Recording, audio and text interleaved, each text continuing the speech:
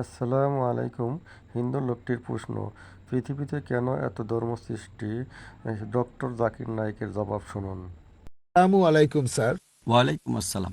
আমার নাম হলো SK রন্দর্নে, deputy engineer, government of Maharashtra, water supply department. আমি একজন অমুসলিম, নন মুসলিম। আমার প্রশ্নটা হলো যে আমাদের এই পৃথিবীতে কেন এত ধর্ম সৃষ্টি হয়েছে? আমাদের চারপাশে এত বেশি ধর্ম কেন? এখানে আমার মতামত হলো এই যে শান্তির জন্য জ্ঞান আর বিজ্ঞতার প্রয়োজন। ধন্যবাদ। ভাই একটা প্রশ্ন করলেন যে পৃথিবীতে এত ধর্ম কেন, এটা প্রথম প্রশ্ন। আর তারপর একটা মন্তব্য করলেন যে শান্তি, মানবতার সমাজের জন্য প্রয়োজন জ্ঞান আর বিজ্ঞতা। আমি আপনার সঙ্গে একমত।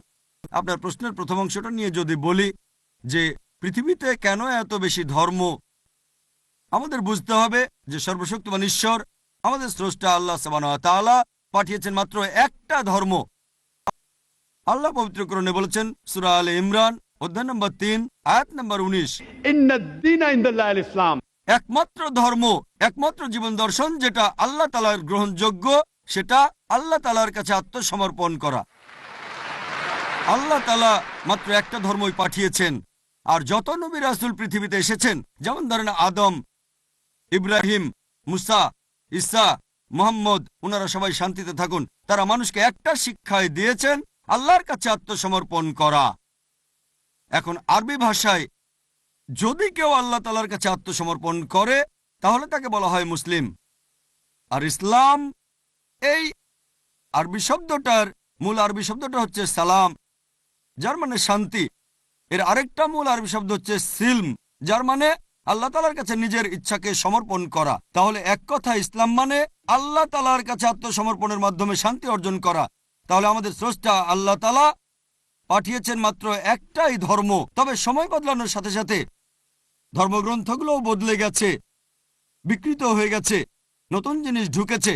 আর এই ধর্মগ্রন্থ বদলানোর ব্যাপারে আল্লাহ পবিত্র কোরআনে বলেছেন সূরা বাকারা অধ্যায় নম্বর 2 আয়াত নম্বর 79, ফাওয়াইলুল লিল্লাযীনা ইয়াকতুবুনাল কিতাবা বিআইদিহিম সুম্মা ইয়াকুলুনা হাযা মিন ইনদিল্লাহ লিয়াশতারু বিহি সামানান কালিলা ফাওয়াইলুল লাহুম মিম্মা কাতাবাত আইদিহিম ওয়াইলুল লাহুম মিম্মা ইয়াকসিবুন।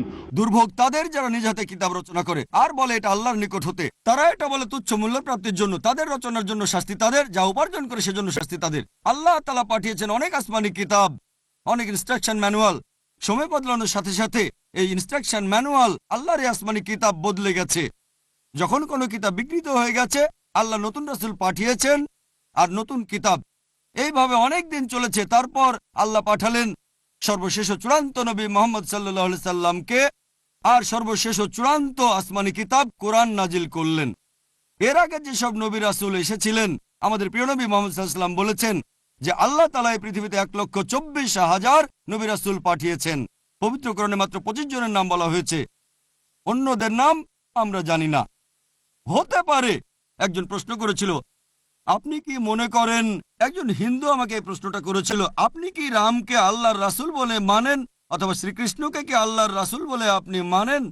আমি বলবো, যেহেতু নামটা কোরআন হাদিসে উল্লেখ করা নেই, আমি জানি না। হতে পারে রাসূল, অথবা নাও হতে পারে, নিশ্চিত করে বলতে পারছি না। তবে এ কথাটা মানতে হবে, যেসব নবী রাসূল এসেছেন নবী মুহাম্মদ সাল্লাল্লাহু আলাইহি ওয়াসাল্লামের আগে, তারা ছিলেন সেই সময় আর সেখানকার মানুষের জন্য। তাহলে রাম যদি আল্লাহ রাসূল হয়েও থাকেন, যদি কৃষ্ণ আল্লাহ রাসূল হয়েও থাকেন, তারা এসেছিলেন সেখানকার মানুষ আর সেই সময়ের জন্য। বর্তমানে পৃথিবীর সব মানুষ, তারা থাকতে পারে ভারতে অথবা আমেরিকায় বা সৌদি আরবে বা কানাডায় বা ইংল্যান্ডে, পৃথিবীর যে কোনো জায়গায় তারা মানবে সর্বশেষ ও চূড়ান্ত নবী মুহাম্মদ সাল্লাল্লাহু আলাইহি সাল্লামকে এবং সর্বশেষ ও চূড়ান্ত আসমানি কিতাব পবিত্র কোরআন। আল্লাহ আমাদের কথা দিয়েছেন সূরা হিজর অধ্যায় নম্বর 15 আয়াত নম্বর 9 যে আমি কোরআন অবতীর্ণ করেছি, সেটা আমি সংরক্ষণ করব। তাহলে আল্লাহ তাআলা পাঠিয়েছেন মাত্র একটা ধর্ম, সেটা হচ্ছে আল্লাহ তাআলার কাছে আত্মসমর্পণ করা। ইসলাম মানে আল্লাহর কাছে আত্মসমর্পণ করার মাধ্যমে শান্তি অর্জন করা। আর আপনি বললেন জ্ঞান এবং বিজ্ঞতা দিয়ে শান্তি অর্জন করা যায়। হ্যাঁ, কার কাছ থেকে জ্ঞান? সবচেয়ে সেরা কে? আল্লাহ তাআলা, আমাদের স্রষ্টা। কে সবচেয়ে জ্ঞানী? আল হাকিম, তিনি আল্লাহ সুবহানাহু ওয়া তাআলা মহান স্রষ্টা। তাহলে শান্তি অর্জনের সেরা উপায় হচ্ছে সেই জ্ঞান এবং নির্দেশনা মেনে চলা যেটা আমাদের স্রষ্টা আল্লাহ সুবহানাহু ওয়া তাআলা পাঠিয়েছেন। আশা করি উত্তরটা পেয়েছেন। সম্পূর্ণ ভিডিওটি দেখার অনুরোধ রইল। ভিডিওটি ভালো লাগলে লাইক দিন, শেয়ার করুন এবং সাবস্ক্রাইব করে পাশে থাকুন।